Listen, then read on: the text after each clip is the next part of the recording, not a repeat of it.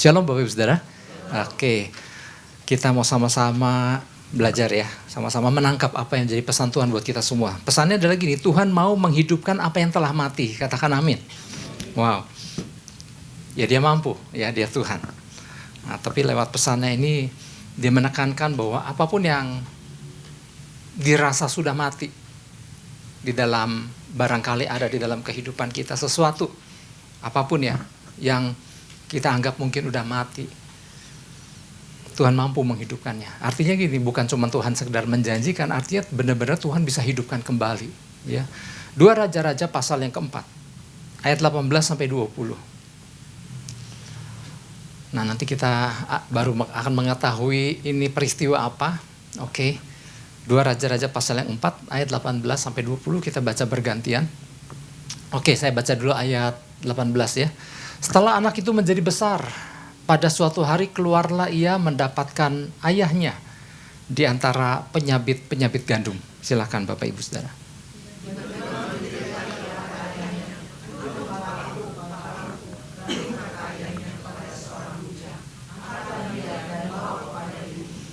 Ayat 20, diangkatnya lah dia, si anak itu, dibawanya pulang kepada ibunya. Duduklah ia di pangkuan ibunya sampai tengah hari.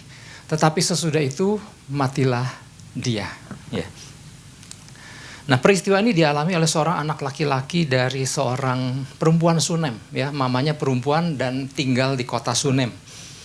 Memang Alkitab tidak menjelaskan persis apa yang menjadi penyebab si anak itu bisa sakit di kepalanya itu. Ya.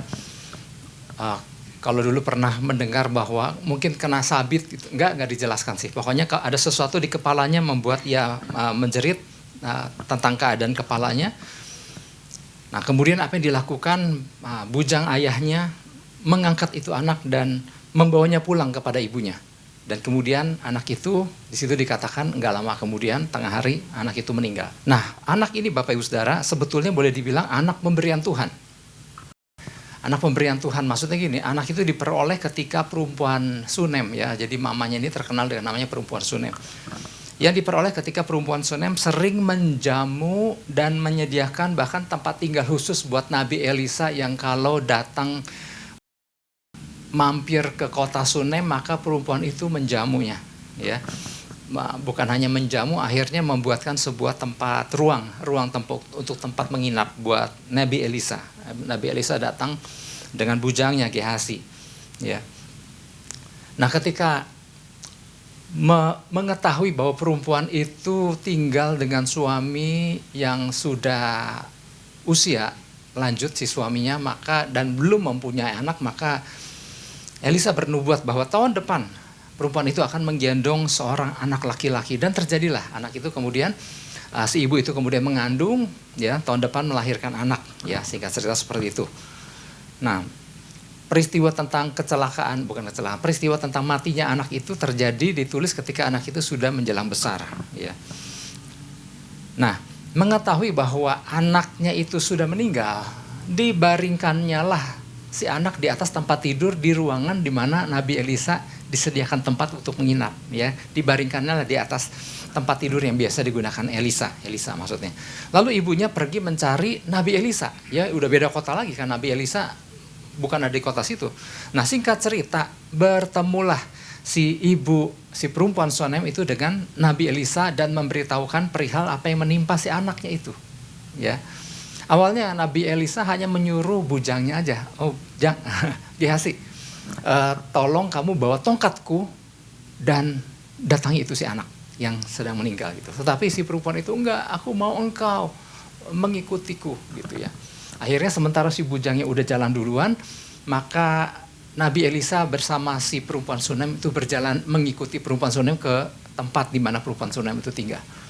Nah singkat cerita, Gehasi yang tiba lebih awal, dia menaruh sesuai instruksi daripada Nabi Elisa, meletakkan tongkat yang biasa digunakan Nabi Elisa, diletakkan di atas tubuhnya. Tapi tidak terjadi apa-apa.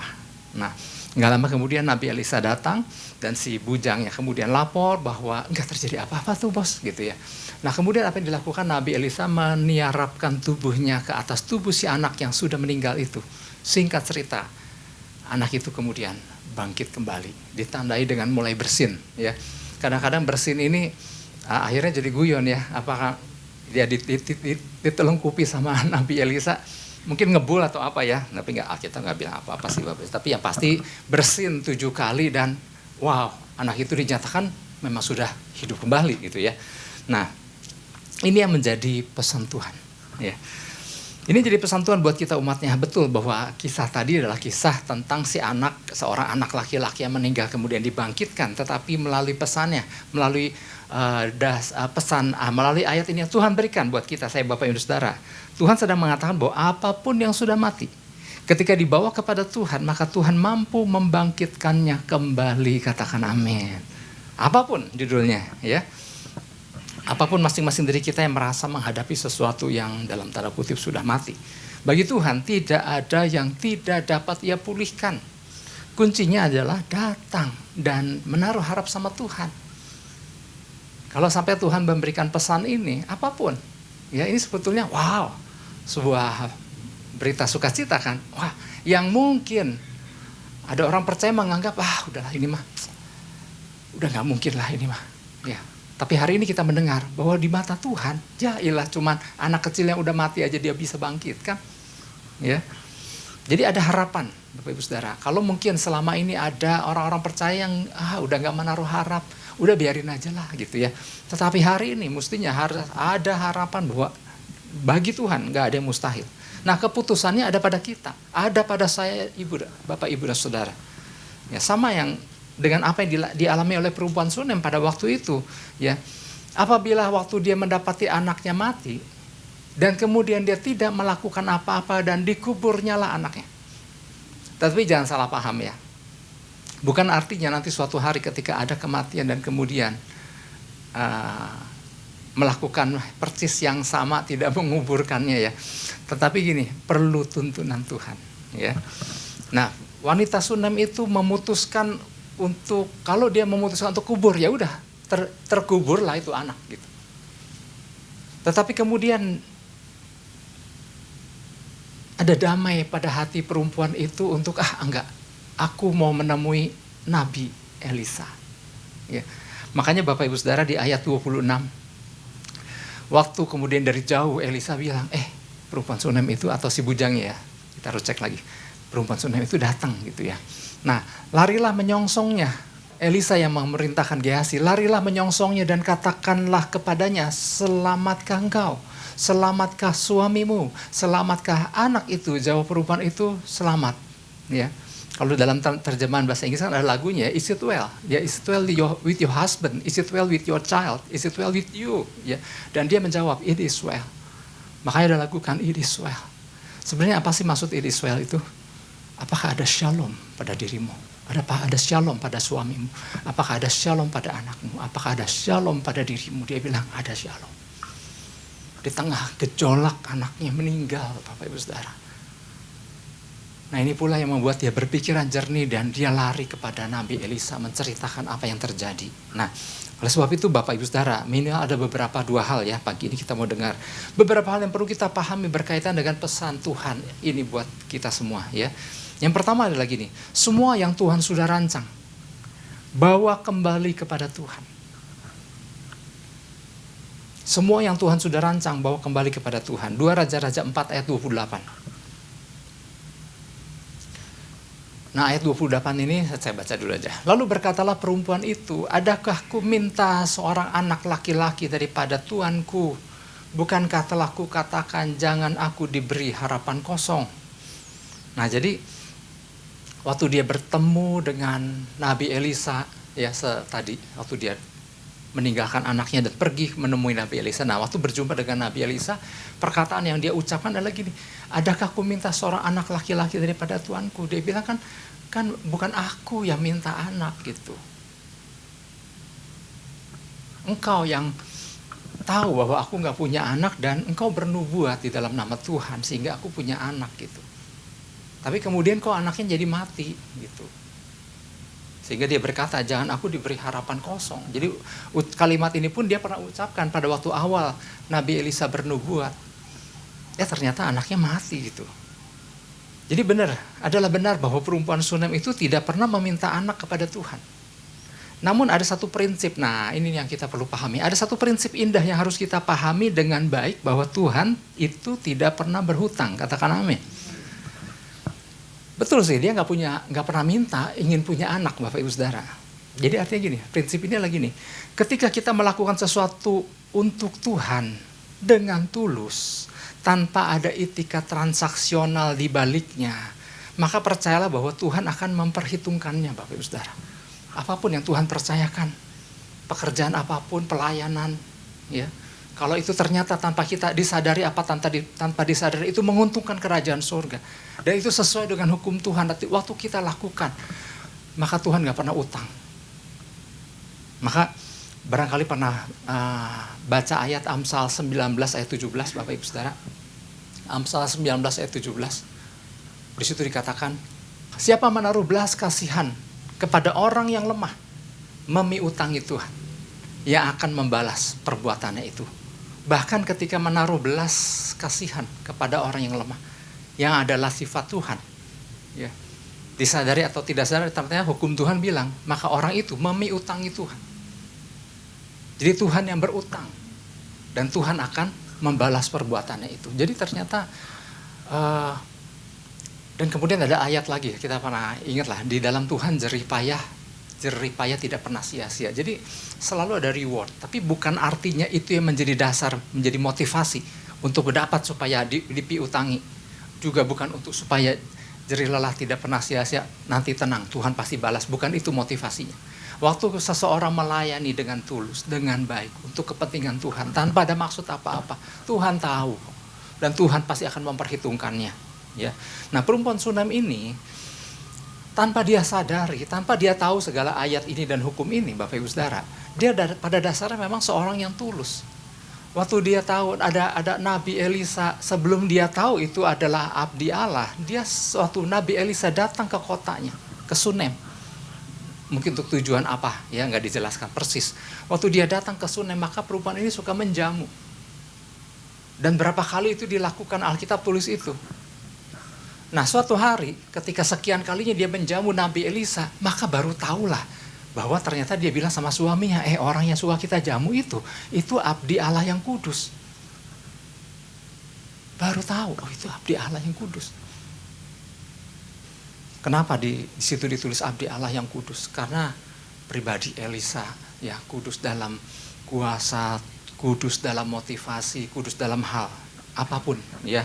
Artinya seorang yang berkenan sama Tuhan. Kadang Bapak Ibu Saudara, di zaman sekarang, maksud tulus seseorang seperti perempuan Sunem malah bisa dimanfaatkan adalah oleh orang-orang yang menamakan diri hamba Tuhan. Kan gak sedikit orang yang seperti tipe perempuan Sunem itu kan.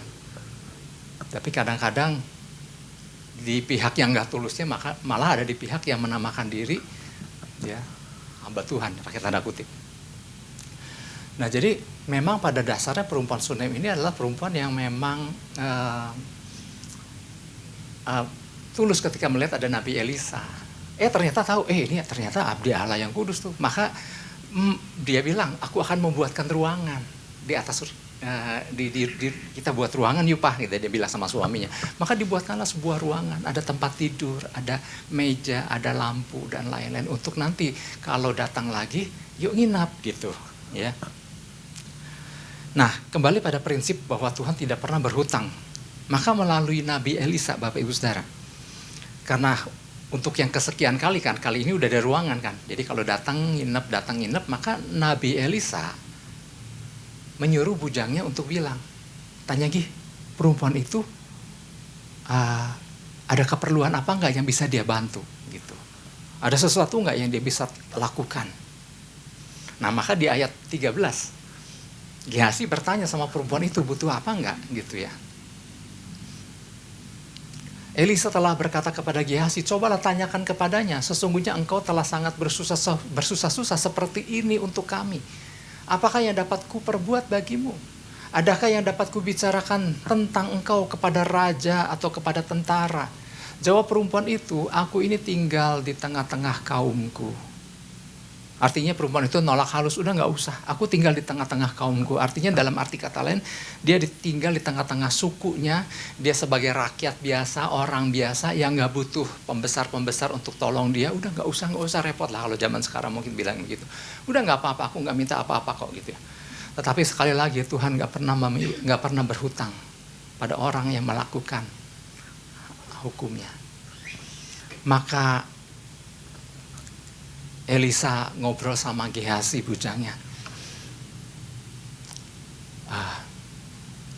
Apa sih keadaan perempuan itu? Gehazi bilang, perempuan itu udah lama gak punya anak. Ini semua dalam kedaulatan Tuhan. Maka kemudian bernubuatlah Elisa di hadapan perempuan itu. Hari ini, tahun depan, engkau akan menggendong seorang anak laki-laki. Dan terjadilah, Bapak Ibu Saudara. Wah, ini luar biasa ya kalau kita ngerti prinsip ini ya. Ya, tanpa ada maksud untuk minta dibalas sama Tuhan, tetapi Tuhan gak pernah berhutang, katakan amin. Tuhan memperhatikan Bapak Ibu Saudara setiap jerih lelah. Ya. Hal ini menegaskan bahwa memang perempuan ini adalah seorang yang memang tulus gitu ya. Lalu terjadilah ya. Nah, ketika suatu hari terjadi sesuatu peristiwa terhadap si anak lelaki yang sudah menjelang besar. Dia datang ke tempat penyabitan ayahnya dan kemudian ada terjadi sesuatu dengan kepalanya dan anak itu meninggal yang tadi sudah dijelaskan di awal. Nah, kalau sampai terjadi sesuatu yang buruk atas awal yang Tuhan sudah percayakan, yang Tuhan sudah berikan, maka seperti perempuan Sunem ini nggak jadi percuma kalau dari Tuhan. Buktinya mati. Enggak, dia enggak mengucapkan itu. Jangan marah, jangan kecewa, jangan apa. Apa yang dilakukan oleh perempuan itu? Dia datang kepada Nabi Elisa. Dia menceritakan perihal apa yang terjadi. Ya. Seolah jadi anak yang Tuhan berikan kepada si perempuan Sunem ini, ketika terjadi sesuatu, maka apa yang dia lakukan? Perempuan Sunem itu datang kepada Nabi Elisa dan menceritakan. Dan ini mirip sekali dengan artinya gini, Tuhan memang bisa mengizinkan hal-hal itu terjadi dengan berbagai maksud, ya. Kadang Tuhan bisa menguji seseorang, ya. Seperti ini terjadi kan sama Abraham, mirip. Lama nggak punya anak, kemudian Tuhan nyatakan bahwa engkau akan memiliki keturunan dari istrimu. Dan keturunan yang dinanti-nantikan cukup lama, 25 tahun kurang lebih. Lahirlah Ishak itu kan. Ketika Ishak udah menjelang besar, Tuhan bilang, Abraham korbankan anak itu di Gunung Moria. Wah, kan secara akal kan, waduh ini udah dijanjikan, kemudian akhirnya dikasih, sekarang disuruh dikorbankan gitu. Nah, tetapi oleh iman, maka di Ibrani 11 kan Abraham oleh iman. Abraham percaya kalau memang Tuhan mau anak itu dikorbankan, dia percaya bahwa Tuhan mampu membangkitkannya kembali. Ya. Nah, kembali ke perempuan Sunem, bahwa kadang diizinkan terjadi sesuatu. Dan perempuan ini di dalam keadaan yang tadi kan, ada damai sejahtera, datang sama Nabi Elisa. Dan kemudian singkat cerita Nabi Elisa datang ke rumahnya dan anak itu bangkit. Wah, ini sesuatu yang luar biasa ya. Jadi bagian kita adalah datang sama Tuhan, cari tahu maksud Tuhan di balik peristiwa yang terjadi. Karena gak sedikit kan orang kan terlalu kecewa itu mudah. Kecewa itu sangat mudah. Tetapi adakah kita memberikan satu waktu Tuhan, apa maksud di balik apa yang aku alami ini? Selalu bertanya dan cari tahu apa yang maksud Tuhan. Kalau hari ini kita terima pesan bahwa Tuhan mampu menghidupkan apa yang sudah mati. Nah, bagian kita adalah masing-masing kita berkontemplasi sama Tuhan. Tuhan, barangkali ini yang kau maksud, sesuatu yang mati ini kau mampu bangkitkan gitu. Jadi masing-masing tangkap dan masing-masing kan berbeda urusannya sendiri-sendiri gitu. Tapi datang sama Tuhan. Karena Tuhan bilang, dia mampu membangkitkan apa yang sudah mati. Itu yang pertama. Jadi semua yang Tuhan sudah rancang, bawa kembali sama Tuhan. Gak mungkin kalau Ishak yang udah dinanti-nanti sekian lama kemudian tamatlah riwayatnya ketika dikorbankan tanpa ada cerita. Enggak. Abraham tahu di balik itu pasti ada maksud Tuhan yang luar biasa. Dan ternyata terbukti kan. Tuhan mau menguji Abraham. Ternyata di perempuan Sunem, ternyata anak itu bangkit.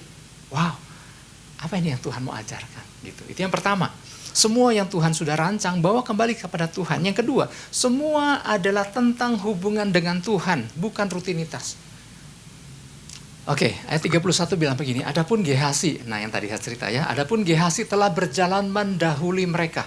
Karena kan dia disuruh sama Elisa, udah kau jalan dulu, temui si anak yang sudah meninggal, taruh tongkat ya kan, tongkat Elisa di badannya. Adapun Gehasi telah berjalan mendahului mereka dan telah menaruh tongkat di atas anak itu. Tetapi tidak ada suara dan tidak ada tanda hidup. Lalu kembalilah ia menemui Elisa serta memberitahukan kepadanya. Kebetulan Elisa kan memang berjalan dari belakang menuju arah yang sama. Singkat cerita Elisa tiba, kembalilah ia menemui Elisa serta memberitahukan kepadanya, katanya anak itu tidak bangun. Ya. Adalah hal yang biasa Bapak Ibu Saudara bagi Elisa untuk menyuruh Gehasi, ya bujangnya itu untuk diperintahkan melakukan ini dan itu. Jadi Gehasi posisinya sebagai bujang itu bukan semata-mata jongos. Ya, saya pernah membaca artikel bahwa Gehasi adalah nabi, calon nabi yang magang. Ya samalah, dulu Elisa pernah magang sama Elia kan. Ada banyak murid-murid Elia. Dan Gehasi itu posisinya kurang lebih sama, seorang yang belajar. Sekaligus juga sekaligus juga hamba ya, yang bantu sana bantu sini, yang namanya magang ngerjakan apa juga. Seperti Joshua terhadap Musa. Ya, seringkali Joshua dikatakan dia hambanya Musa. Tetapi dia juga sekaligus anak rohaninya, sekaligus orang yang sedang belajar pada Musa.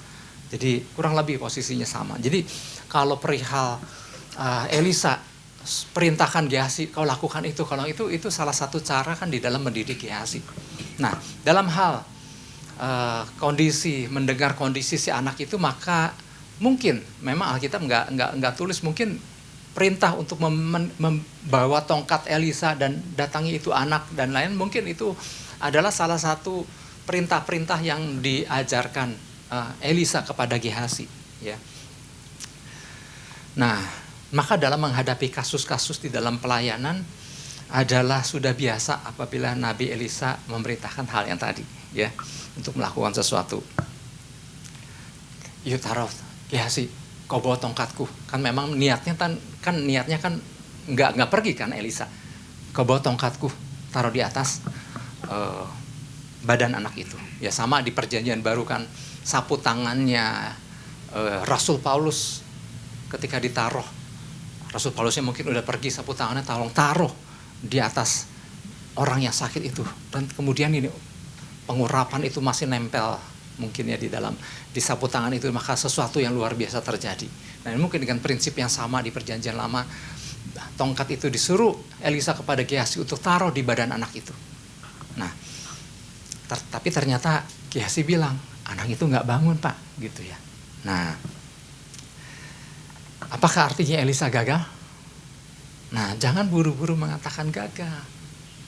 Namun cari tahu apa yang dikehendaki Tuhan. Ya.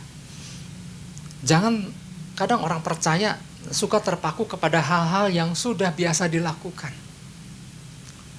Tapi tidak terbiasa dengan hal-hal yang Tuhan mau kita lakukan. Udah doa Pak, ini juga udah doa. Betul. Orang percaya kalau menghadapi apa-apa pasti selalu berdoa, dan kemudian selalu dijawab. Udah doa, kenapa Tuhan gak jawab doa saya? Jangan buru-buru bilang Tuhan gagal. Tapi cari tahu apa yang Tuhan mau kita lakukan. Ya. Ketika Gehasi, tongkat Elisa yang mungkin di dalam kesempatan yang lain bekerja seperti itu, tapi ketika kali itu diletakkan di badan anak perempuan Sunem dan tidak bangkit, Elisa sih tenang, ya udah Tuhan kalau gitu apa? Gitu. Nah di dalam kuasa Tuhan, maka Elisa menyuruh, ya udah kalian pada keluar semua. Tinggal Elisa bersama si anak si mayat anak laki-laki itu di dalam kamar. Maka apa yang dilakukan Elisa? Seperti yang tadi saya gambarkan di awal, dia naik. Mungkin anak itu lagi telentang, maka Elisa menutupi, telungkup di atas tubuh anak itu. Muka dengan muka, mulut dengan mulut, wajah dengan mata dengan mata, dan tangan dengan tangan. Sehingga badan anak itu mulai panas, tapi belum hidup. Kemudian Elisa berdiri kembali. Kemudian dia lakukan sekali lagi. Jadi, tapi gini, ini kan cara di dalam kasus ini di mana Tuhan mau Elisa melakukan itu. Di dalam kasus lain mungkin caranya bukan begitu. Tapi dalam hal ini, di dalam anak perempuan Sunem, maka Elisa kembali menelungkupkan badannya, wajahnya ke arah si anak itu.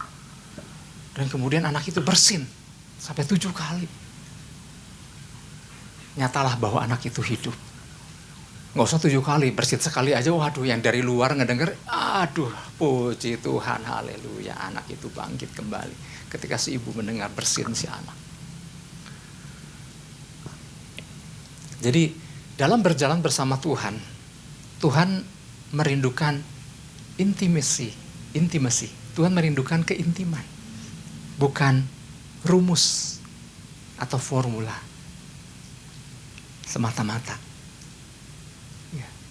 Nggak selalu, kita sering dengar, nggak selalu 5 tambah 2. Hasilnya selalu 7.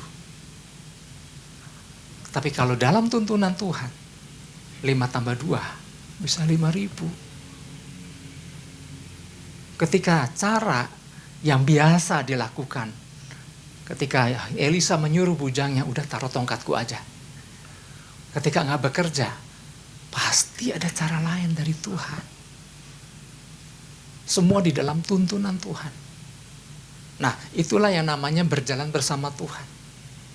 Mungkin ada rutinitas. Mungkin ada terpaku di dalam hati orang percaya tentang adanya rumus. Tapi kadang gini, kadang Tuhan bisa beracara lain. Tergantung apa yang Tuhan mau lakukan. Orang dia yang berdaulat, orang dia Tuhan. Bagian kita adalah mencari tahu, Tuhan, jadi apa yang harus aku lakukan? Nggak mungkin kan anak yang Tuhan berikan kemudian belum ada satu hal yang terjadi pada diri anak itu di dalam perjalanan, tiba-tiba anak itu tamat kan. Tuhan, barangkali ada yang engkau mau aku lakukan. Nah, di dalam tuntunan Tuhan, Elisa melakukan itu dan anak itu hidup. Ya. Nah, apa yang kita mau tangkap? Kadang orang percaya terbentur dengan rumus rutinitas. Terbentur dengan formula tertentu. Ya, biasanya juga gini. Orang lain juga begini kalau menghadapi ini gitu. Tapi enggak selalu begitu, Bapak Ibu Saudara. Karena orang percaya nyaman dengan kebiasaan. Dengan semua kebiasaan itu. Tanpa bermaksud ingin lebih mengenal Tuhan lebih lagi. Padahal kalau mau coba bangun kembali, apa nih Tuhan sebenarnya maksudmu gitu. Nah, Tuhan, kita nggak pelit loh Bapak Ibu Saudara, katakan amin. Ya. Maka apa yang dilakukan Elisa? Ia melakukan dalam tuntunan Tuhan tentunya. Sesuatu yang mungkin nggak pernah ia lakukan sama sekali. Ini kasus umum orang mati itu. Tapi bagi hari itu, di dalam kasus anak perempuan Sunem, Tuhan mau Elisa melakukan sesuatu yang lain. Yaitu dengan menelungkupkan badannya terhadap tubuh si anak yang meninggal itu. Sekali, 2 kali terjadi sesuatu. Wow. Jadi bagian kita adalah gini, cari tahu apa yang Tuhan ingin kita lakukan. Ya, meskipun kadang adalah yang Tuhan kasih arahan, kadang nggak masuk akal, Bapak Ibu Saudara. Suatu kali, saya pernah cerita sih, mungkin nggak tahu Bapak Ibu Saudara masih ingat atau enggak. Suatu kali ada seorang oma. Oma itu bilang, Pak tolong, doakan cucu saya ya, masih kecil. Ya, relatif ya, 6-7 tahun. Karena mau dioperasi, itu ada satu organ tubuhnya gangguan yang menurut hasil dokter memang harus dioperasi. Kemudian di mana anak itu? Oh, dia kasih tahu di rumah sakit ini, di kamar ini gitu ya. Dan yang saya kenal memang hanya omanya. Dan kemudian saya mendatangi rumah sakit, mendatangi si anak. Dan waktu saya mendatangi si anak, saya melihat ada seorang anak lagi tidur. Ya, mungkin saya datang juga udah agak sore. Anak itu lagi tidur dan ada seorang yang lagi menemaninya. Yang saya pikir kadang, siapa nih? Oh, jangan-jangan mamanya gitu. Saya berkenalan. Nah, saya memperkenalkan diri kan, bahwa saya diminta omanya untuk mendoakan si ini cucunya ini. Ya betul ternyata. Oke, silahkan Pak gitu. Anaknya juga lagi tidur, dianya juga tadi lagi tidur tanpa mengganggu, mau mengganggu lebih lanjut. Saya bilang udah. Biar saya doakan aja. Gitu. Kemudian saya doakan. Pada saat saya mendoakan si anak, terima ayat Efesus pasal yang ke-6. Hormatilah ayahmu dan ibumu. Nah, ingat saya pernah cerita itu ya. Hormatilah ayahmu dan ibumu. Ini anak masih kecil. Apa ini anak kurang ajar gitu ya. Tapi kenapa pesannya itu gitu. Maka ya udah saya tanya mama. Anak ini tanya mamanya. Anak ini gimana? Terhadap orang tua, terhadap apa? Enggak apa-apa, baik kok, enggak ada masalah. Oh. Berarti bukan si anak ya. Ya udah saya ngobrol jadinya. Bu, hubungan baik dengan suami baik, orang tua baik, mertua najis katanya, dia bilang gitu. Tahulah bahwa ternyata ada problem dengan mertuanya yang adalah si oma itu, si anak ini. Jadi fokusnya berpindah sekarang dari anak yang sakit yang mau dioperasi, beralih kepada ini. Oh, pesannya berarti buat ini nih gitu. Akhirnya saya mencoba membuka pembicaraan ini itu. Akhirnya jadi meluap lah. Ini dan itu. Wah, ini serius nih gitu ya. Ya udah saya bilang, tanpa bermaksud memperpanjang, karena ini keadaannya kan lagi di kamar, ini tensinya, intonasinya udah tinggi. Saya bilang udah, ini nanti kapan kita ngobrol. Saya bilang, ya udah. Dia bilang terima kasih Pak. Nah, saya pulang, besokannya saya ketemu si oma. Ibu bagaimana dengan menantu hubungannya? Dia bilang cerita lah segala. Ternyata problemnya ini. Jadi masuklah ke dalam masalah mertua dan menantu gitu ya. Kalau sampai Tuhan kasih pesan waktu saya mendoakan si anak, artinya ada sesuatu yang harus dilakukan tentang hubungan ini gitu. Padahal bukan urusan saya gitu. Tetapi karena Tuhan kasih pesan, maka saya bilang harus dilakukan tindakan. Akhirnya si oma inisiatif, ya udah nanti anak saya akan kasih tahu anak saya supaya kita kumpul mantu mertua gitu. Jadi sementara anaknya di open nama, saya adakan satu pertemuan gitu. Singkat cerita lah Bapak Ibu Saudara, ya meskipun tensi sempat meninggi dan lain-lain, tetapi akhirnya mereka reda dan berdamailah. Apa yang terjadi Bapak Ibu Saudara? Kemudian besokannya dapat kabar dari rumah sakit bahwa anak ini tidak perlu dioperasi. Karena kita nggak tahu pola Tuhan tuh kayak apa. Ada hal yang gak ada sangkut pautnya dengan sakit menurut kita. Tapi ternyata Tuhan bisa bukakan bahwa ternyata ada hubungan loh. Ini harus dibereskan dulu. Nah ini terjadi kesembuhan. Di situ pun saya belajar sesuatu. Gak selalu kaitannya si anak itu secara langsung, tetapi ada hal lain yang gak ada sangkut pautnya, yang gak masuk akal gitu. Orang lagi doain anak kok soal hormatilah orang tua gitu. Nah ini loh Bapak Ibu Saudara, kita belajar sama-sama bahwa segala perkara, apalagi ketika Tuhan sampaikan pesannya, Tuhan mau bangkitkan sesuatu yang udah mati, Tuhan mampu bangkitkan. Bagian kita di poin kedua adalah kita belajar untuk cari tahu. Kadang kita punya rumus rutin kok sebagai orang percaya. Ada hal yang udah biasa, yang udah memang kita udah nyaman di situ, tetapi Tuhan mau ajarkan kita sesuatu untuk, kata Tuhan, aku kan pegang semua rahasia itu kan. Maka bagian kita adalah belajar untuk cari tahu. Ya artinya maka poin ini dikatakan bukan sekedar formula, tetapi soal intimacy. memang ada rumus-rumus yang udah biasa dilakukan. Perkara Elisa nyuruh Gehazi adalah hal biasa. Tapi ternyata dalam kasus itu, Tuhan mau Elisa menelungkupkan tubuhnya ke atas tubuh si anak yang sudah meninggal itu. Tuhan mau nyatakan kemuliaan dengan cara itu. Dan terjadilah Bapak Ibu Saudara. Saya berharap kita tangkap sesuatu bahwa intinya ada sesuatu yang udah mati yang Tuhan bisa bangkitkan. Bagian kita adalah kita cari tahu Tuhan langkahnya gimana. Aku percaya kuasamu yang dahsyat mampu menghidupkan kembali apapun yang sudah mati. Yang mau katakan amin. Yang mau kita beri tepuk tangan buat Tuhan Yesus.